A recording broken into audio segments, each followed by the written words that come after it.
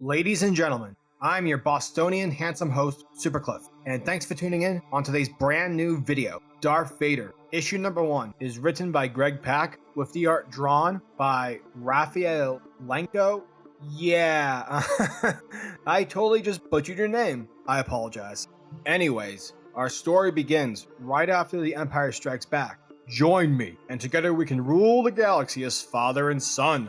You know, that little iconic movie of cinema history. And with the Falcon having just escaped from Cloud City, Vader begins to launch his next mission, alongside Imperial Death Troopers and forensic droid Z-67. Grand Visor Mas Amidala calls down to Admiral Payet, ordering that the Admiral inform Darth Vader to make contact with the Emperor. However, Vader's ship has already jumped to lightspeed, which in turn makes the Emperor laugh like an evil person. Woo. Afterwards, Zed asks Vader about the context of their mission. In response, Darth Vader rigs the droid systems. Basically, if Zed reveals any sort of information about their current mission, he'll explode. Once Zed complies, Vader informs the droid that their mission centers around Luke Skywalker. For Vader means to track down those who hid his son away from him, for he feels that this sheltering of Luke, it's made him weak. And if we know anything about Darth Vader, we know that he ain't about to have none of that shit. And it's with that where Zed suggests that the best place to begin is where it all began, on Tatooine.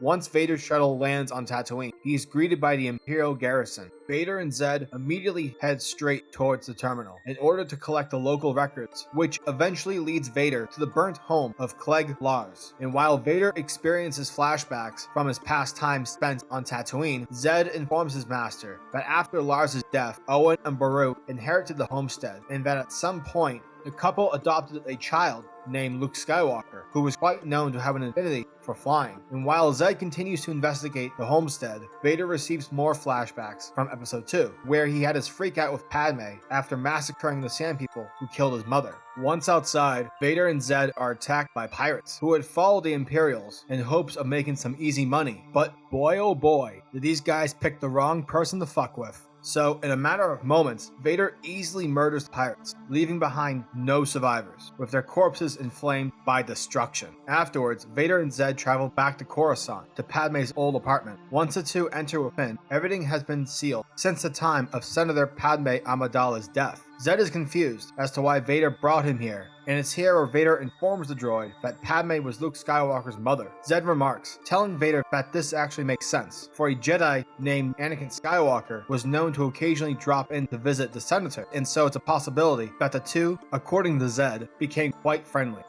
Basically, they did the deed. God, I'm 12 years old. Vader says that only Padme's closest allies would have known that she was pregnant. Zed then discovers a scouting transmitter in the corner. Zed hacks into the device, hoping that it will lead them to whomever it was porting to. On the planet Vendaxa, we witness squid-like creatures breach a garrison, killing everyone within, until Darth Vader and Zed arrive to save the day. But the impossible happens, as Vader confronts the lone survivor, who happens to be Padme herself. And that was Darth Vader, issue number 1. And already this story has me intrigued. I would say that what drew me into this issue was watching Vader being haunted by his past. In addition, showcasing on just how alone he is, for it comes off the panels wonderfully, especially when Vader would receive flashbacks to the days when he was Anakin Skywalker. Really emotional stuff, and definitely reminds us, the audience, that though Vader is a feared villain throughout the galaxy, the Sith Lord suffers emotionally every day within an armored suit of his own doing, highlighting that being Darth Vader is of itself a prison. Also the end, when Vader confronts Padme, obviously I don't believe she's really alive, but regardless, it's extremely haunting, and it manages to show us that for the first time since Padme's death, Darth Vader is vulnerable. Definitely has me intrigued for what Greg Pak has in store for us within the series, and I'm going to give this issue an 8.5 out of 10. And that wraps up today's video. If you guys like my content, please hit that subscribe button, as well as hit the bell symbol, so that the world of comics is never missed out. Peace, guys.